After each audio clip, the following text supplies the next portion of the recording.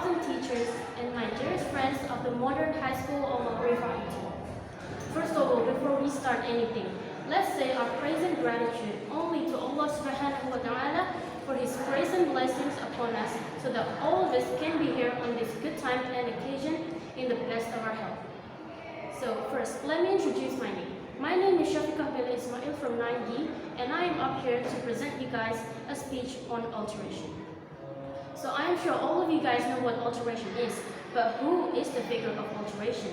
And the answer is one, youth. Youth is a figure of alteration. Alteration in life order of some era has been quite influenced by the role of youth. So let me tell you something. In 1982, youth gathered together and took the pledge in order to tighten the unity of Indonesia. Usually, this pledge was called with the name the Youth Pledge. Every youth from all over Indonesia gathered just to retake the independence of our nation despite the various ethnics, cultures, languages, and regions. So I am sure all of you know who Mr. Sukarno is. He is the first president of our nation. He is the first president of our Indonesia. And nobody doubted him in each of his speech that to encourage the youth to maintain the unity and independence of Indonesia. The success of youth in dealing with a number of life handicaps along with the good alterations actually is the basic of how he or she brings out alteration in her life.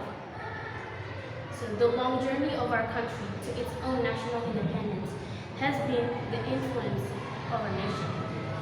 So as the youth Muslim generation, what have we contributed? What have we contributed to ourselves? What have we contributed to our society, to our nation, to our religion?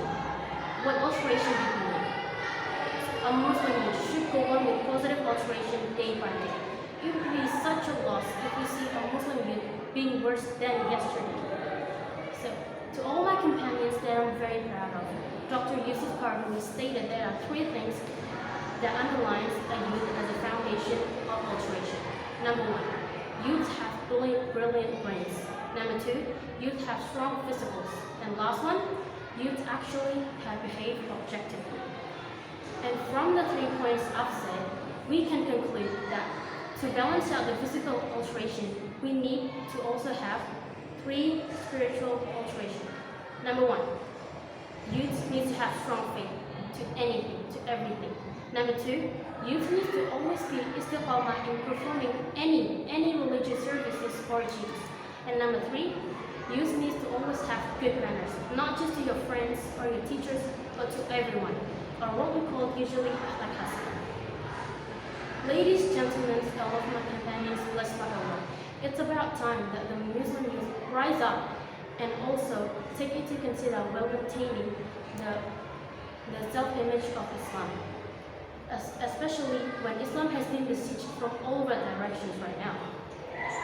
All of us need to increase our knowledge about Islam by reading various books, but not just Islamic books, but also those books whose content can have sometimes offense the world of Islam.